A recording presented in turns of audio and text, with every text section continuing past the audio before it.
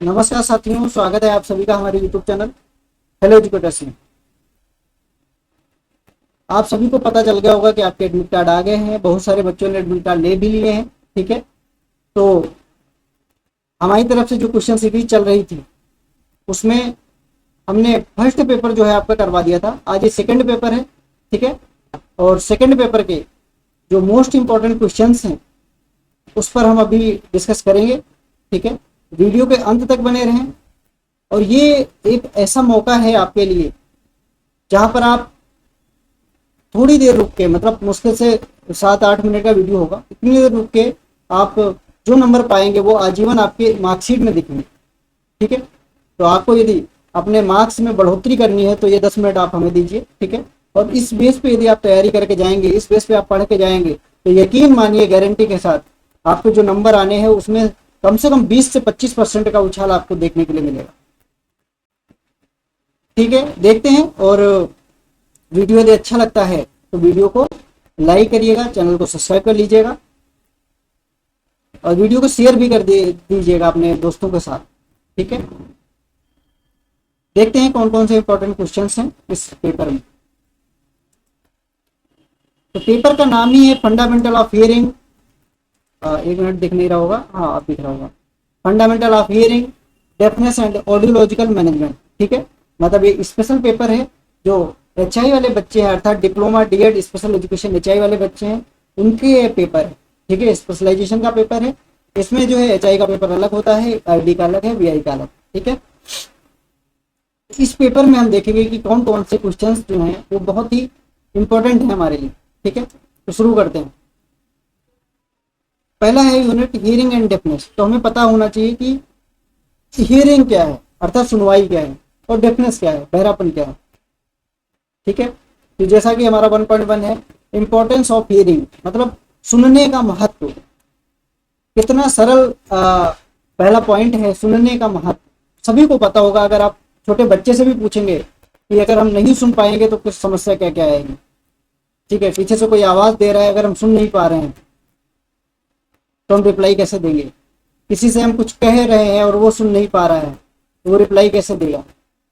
ठीक है, तो आपको सुनने का महत्व पता होना चाहिए। कम से कम 8 से 10 पॉइंट आप बहुत अच्छे से याद कर लीजिए अगर याद नहीं है तो, और उनको बहुत अच्छे से एग्जाम में लिखना है।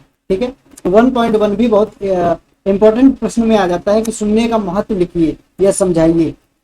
ठीक है, चलिए सेकंड पॉइंट पे चलते हैं, 1.2 पे। एक्चुअली थोड़ा इंटरनेट में समस्या आ रही होगी, जो हमारी इमेज है, जो वीडियो है वो प्रॉपर चल नहीं पा रहा होगा, लेकिन कोई बात नहीं है। आपको सुनाई अच्छे से पड़ रहा होगा तो आप सुनवाई के बेस पे आप क्वेश्चंस को देखेंगे। ठीक है, 1.2 है जो parts of the year and process of hearing.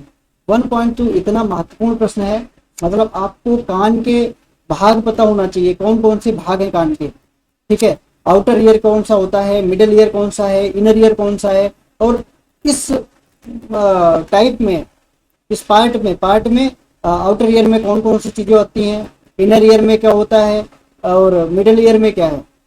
जो हड्डियां हैं वो कहाँ पाई जाती हैं, क्या आउटर ईयर में हड्डियां पाई जाती हैं या इनर ईयर में हड्डियां पाई जाती हैं, ये आपको पता होना चाहिए। ठीक है, तो उसमें पूछा जाएगा कि ऑर्गन ऑफ कर्टाई कहाँ पाया जाता है। ठीक है, ऑर्गन ऑफ कोर्टी कहाँ पाया जाता है, हड्डियां की कहाँ पर पाई जाती हैं, स्टेप्स हड्डी को कहाँ पर पाई जाती है। ठीक है, ईयर ड्रम कहाँ पर पाया जाता है, उसका कलर कैसा होता है। तो ये आपके क्वेश्चंस जो हैं ये आपके पेपर में देखने के लिए मिलेंगे, ऑप्शनल क्वेश्चन आएंगे। ठीक है, तो ये हमें बहुत अच्छे से पढ़ के जाना है। फिर 1.3 पे आते हैं, introduction to physics of sound and production of propagation of sound. तो फिजिक्स ऑफ साउंड आप पढ़ के जाएंगे। ठीक है, ये भी क्वेश्चन इंपॉर्टेंट है। नहीं, एक मिनट, फिजिक्स ऑफ साउंड नहीं, 1.4 पढ़ के जाएंगे, physical and psychological attributes of sound. ठीक है, 1.1, 1.2, 1.4 और फिर 1.5।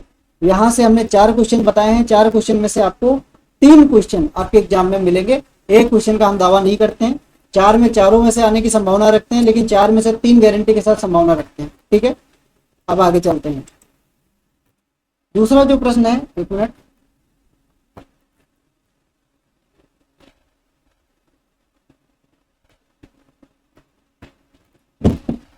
जो दूसरा यूनिट है, दूसरा यूनिट से क्या है, causes, prevention and effect of deafness.